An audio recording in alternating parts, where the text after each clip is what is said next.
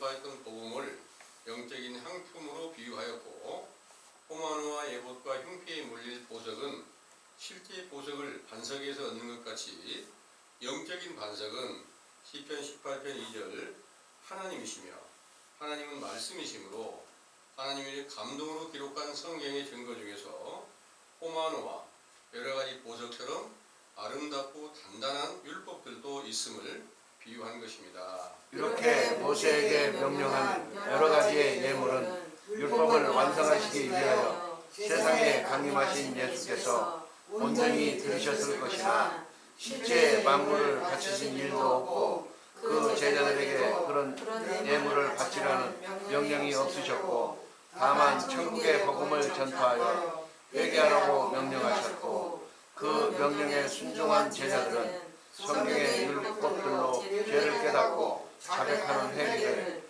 시편 51편 17절 기쁨으로 받으시는 제사와 예물이 되게 하셨던 것이지요. 또한 신명기 33장 13절에 16절 요셉을 축복하실 때 이슬을 하늘의 보물과 태양이 결실케 하는 보물과 해음이 자라게 하는 보물과 옛 산의 상품물과 영원한 작은 산의 보물과 땅의 보물은 신명기 32장 1절에 2절 주님의 말씀을 듣는 자들의 심령을 하늘과 땅으로, 비와 이슬을 진리의 교훈을 태양으로 비유하신 아버지의 말씀을 완전케 하신 에베소 1장 17절에 23절 예수 그리스도의 이름으로 베푸신 성령 세례로 지혜와 계시의 정신을 받았을 때 성취된 것입니다. 또 보물을 땅에 쌓아 두었을 때 해를 끼치는 종과 동록과 도적은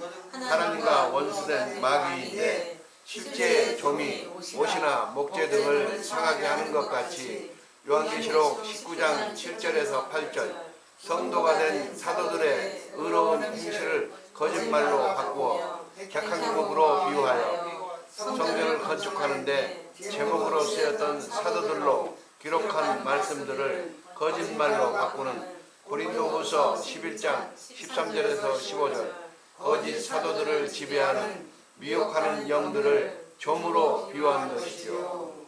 또 동록이란 불의의 녹이 쓰는 것인데, 주님의 율법 중에 불이나 놋이나 철로도 비유한 말씀이 있어 이를 마광하면 빛이 거울처럼 비치게 되므로 죄악이 드러나 회개에 합당한 열매를 맺게 되겠지만, 녹이 슬면 죄악이 나타나지 않고 사람을 교만하게 하는 것이므로 동록이나 도적도 미혹하는 영들을 비유한 것입니다. 이렇게 미혹하는 영들로 사도들 세대가 끝난 이후 오늘날까지 온 세계 모든 교인들이 천국의 복음인 말씀을 땅에 쌓아둔 연고로 종과 동록과 도적에게 해를 입어 진실한 율법과 그리스도의 복음을 변개하여 온갖 불의한 행실로 아버지의 이름을 모욕하고 있다는 사실을 시인하고 회개에 합당한 입술의 열매를 맺게 하신 것을 보물을 하늘에 쌓게 하는 일이 시작되는 선지자 세례 요한의 때를 얻게 하셨다는 것을 굳게 믿으시기 원합니다. 아멘. 잘 들으셨죠? 아멘. 그런데 많이 어렵죠? 이 내용을 일일이 다 파악하기에 상당히 어려움이 많습니다. 그런데 가장 쉽게 보물을 땅에 쌓아두지 말고 하늘에 쌓아두라고 하는 그 말씀을 지금 이 세상 교회에서는 어떻게 가르칠까요? 세상의 보물이 뭘까요? 여러 가지 그 보물들 그러면 보석상에 가면 많이 있겠죠?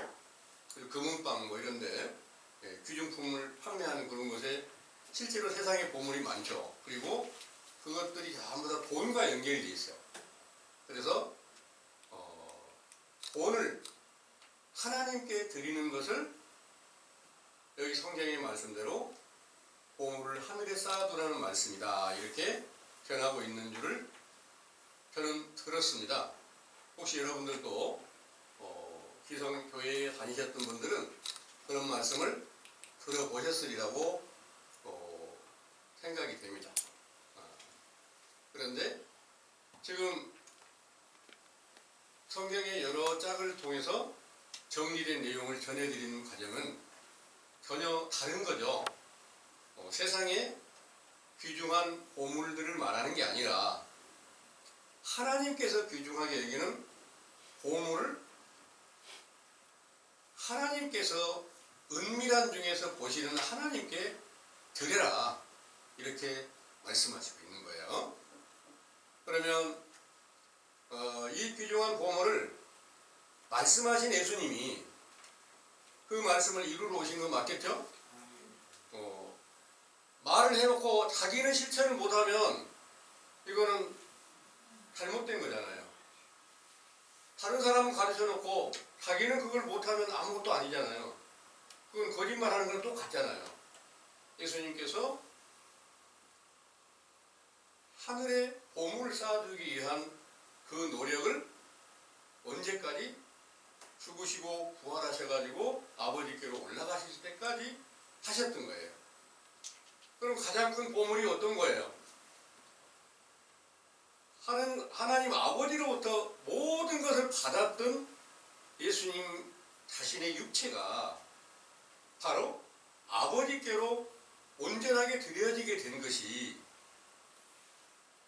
지금 보물을 땅에 쌓아두지 말고 하늘에 쌓아두라는 말씀을 완전히 이루신 것으로 성경은 증거가 된 거예요. 그러면 그 가르침을 쫓았던 제자들이 보물을 하늘에 완전히 쌓아두게 될 때가 언제냐? 부활하신 예수님이 제자들에게 성령으로 충만케 해서 그 그리스도의 피로서 모든 죄를 다 씻겨주고 그 피를 갖다가 보배로운 피라, 이렇게 말씀하셔요. 피로 다 씻기고 그들을 하늘에 속한 자로 올라가게 하셨을 때, 그때 이 말씀이 완전히 응하게 된 줄을 믿으시기 바랍니다. 아멘. 그러니까 보물을 완전하게 하늘에 쌓아두는 것은 세상의 어떤 것을 갖다가 하늘에 하나님께로 바쳐라, 교회에다 바쳐라, 이런 내용이 아니라는 거죠.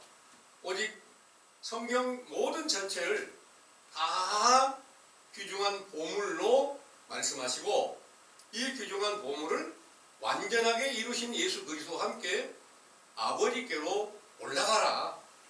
이게 이 보물을 하늘에 완전히 쌓아두는 것인 줄을 믿으시기 바랍니다. 아멘. 이 일을 우리는 시작을 했는데 땅에 있는 것을 땅에다 두면 어떻게 된다 그랬어요? 땅에는 좀이 있고 동록이 있고 도적이 구멍을 뚫고 다 도둑질해 간다, 이렇게 말씀하셨어요. 그러니까 땅에는 예수님께서 육체를 입고 오셨을 때 땅에 오신 거 맞잖아요. 온 세계 모든 사람들이 다 땅에 속하여 있고 오늘날도 마찬가지로 성령을 받았다고 해서 진짜 성령을 받았으면 하늘에 속한 자가 되지만 성령을 받았다고 하나 그것이 확실치 못하면 전부 다 땅에 속하여 있는 것이에요. 세상에 속해 있다, 그 말입니다. 거기에는 좀이 뭐예요? 옷을 갖다가 못 쓰게 쓸어버리는 게 좀이에요. 여기서 좀이 뭐 별거 아닌 것 같지만 성경 안에 있는 좀은 어떤 것이냐? 결과적으로 좀이나 이렇게 동록이나 이 도적이나 이런 모든 것들이 마귀의 권세 안에 다 있는 거다, 이렇게 이제 말씀을 전해드렸는데, 이 마귀가 당연히 미혹하는 영이에요. 그래서 그것들이 실제로 좀이 사람의 옷을 갖다 상하게 만들어 버린 것처럼 하나님의 말씀을 가지고 있다고 하면서 영적인 옷이 어떤 것이냐, 비유가 사람이 행위를 갖다가 옷으로 비유를 했어요. 행하는 일이 옷인데 그리스도 안에서 선한 일을 행하고 성령으로 행하는 모든 일을 요한계시록 19장 7절에서 8절을 보면은 새 마포 옷을 입은 것이다. 새 마포 옷이 성도들의 옳은 행실이다. 이렇게 말씀하셨어요. 그리스도의 행위가 함께 나타나지 못하게 만들어버리는 이런 것들이 전부 다 점이 하는 거다. 이렇게 말씀하셨는데 실제로 그 점은 어디에서 어떻게 옷을 갖다 상하게 만들었는가 하는 것을 보니까 야고보서를 한번 찾아볼게요. 야고보서에